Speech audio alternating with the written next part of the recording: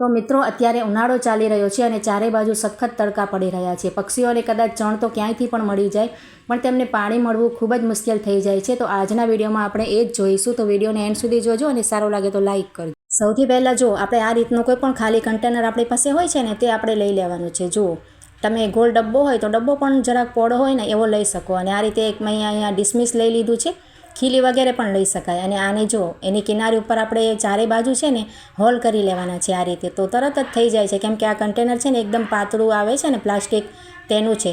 તો ચારે બાજુ મેં હોલ કરી લીધા છે. અને આ રીતની કોઈ પણ દોરી આપણી પાસે હોય ને, નાળા દોરી હોય કે કોઈ પણ નરમ દોરી, તે આપણે એક મોટી લઈ લેવાની અને તેના 4 પીસ આ રીતે કટ કરી લેવાના, એટલે તેને ચારે બાજુ આપણે બાંધવા થાય. જુઓ, તો આ રીતે આપણે ચારેય કટકા મેં અહીંયા કરી લીધા છે.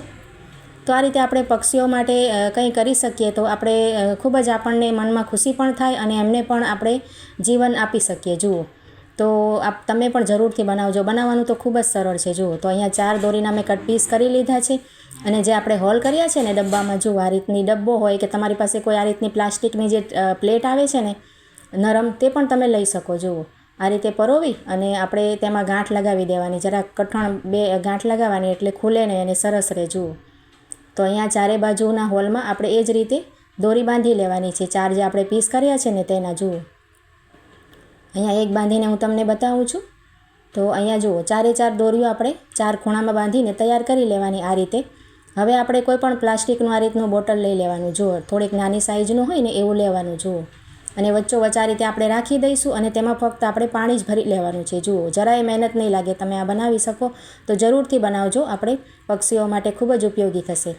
અને આ રીતે જુઓ, આપણે ક્યાંય પણ આપણે તમારે ઝાડ હોય કે આ રીતના કોઈ પણ પાઇપ તમે લગાવીને ટીંગાડી શકો પાણી ભરીને.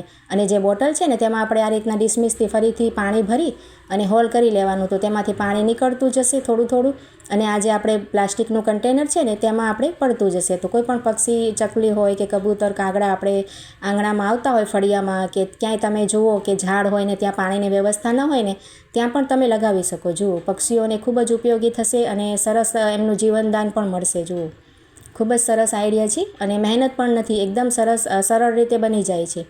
તો તમે પણ જરૂરથી ટ્રાય કરજો અને સારો લાગે તો લાઇક, કમેન્ટ જરૂરથી કરજો.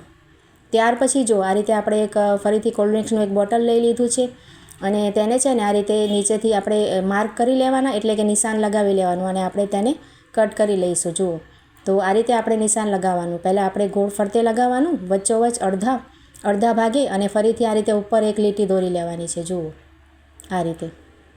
તો આ પ્લાસ્ટિકનું બોટલનું સરસ મજાનું તમને પ્લાન્ટ બનાવીને બતાવું છું. તો આ રીતે આપણે એક છરીને ગરમ કરી લઈશું અને જ્યાં પણ તેનો અડધો ભાગ છે ને ત્યાં આપણે આ રીતે કાપી લેવાનું, એટલે કે કટ કરી લઈશું. જુઓ, જરાક અમથું કટ થઈ જાય ને પછી આ રીતે કાતર લઈ લઈશું તો પ્લાસ્ટિકનું બોટલ સરળતાથી કપાઈ જશે. જુઓ, અને ઊભું આપણે જેમ કટ લગાવ્યું છે ને તે આ રીતે ઊભું કાતરથી સરસ કાપી લેવાનું. તેનું ઢાંકણ છે ને ત્યાં સુધી આપણે કાપવાનું. જુઓ, તમને કાપીને પણ બતાવું છું. વિડીયોમાં તમે જોશો એટલે તમને સમજાઈ જશે. આ રીતે કટ કરવાનું.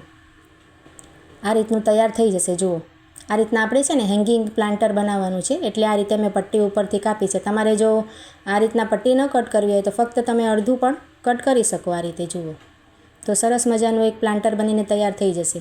પછી આપણે ફરીથી આમાં જુઓ એક હોલ બનાવી લેવાનું બોટલમાં પાછળની ભાગે, અને જે તેની પટ્ટી આપણે કટ કરી છે ને ઉપર, તેમાં પણ એક હોલ બનાવી લઈશું. જુઓ, અને હવે જુઓ આ રીતના કોઈ પણ તમે પ્લાન્ટ તમારા ઘરમાં લગાવી શકો. જુઓ, કંઈ પણ તમારે નાખવું હોય તેમાં ફુદીનો કે એવું કંઈ નાખવું હોય તો લગાવી શકો, કે આ રીતે પ્લાન્ટ લગાવી શકો. અને જે આપણે હોલ કર્યો હતો ને તેની મદદથી આ રીતે આપણે ટીંગાડી પણ શકાય. જુઓ, તો સરસ હેંગિંગ પ્લાન્ટર બની જાય. અને એમ તમારે નીચે પણ રાખવું હશે ને તો પણ સરસ રહી જશે. જુઓ, ખૂબ જ સરસ પણ લાગશે અને કોઈ પણ તમારે મનપસંદ તમે પ્લાન્ટ તેમાં લગાવી શકો. ખૂબ જ સરસ આઈડિયા છે. તો આજના આઈડિયા કેવા લાગ્યા છે તે કમેન્ટ કરીને જરૂરથી જણાવજો અને સારા લાગ્યા હોય તો લાઇક કરજો.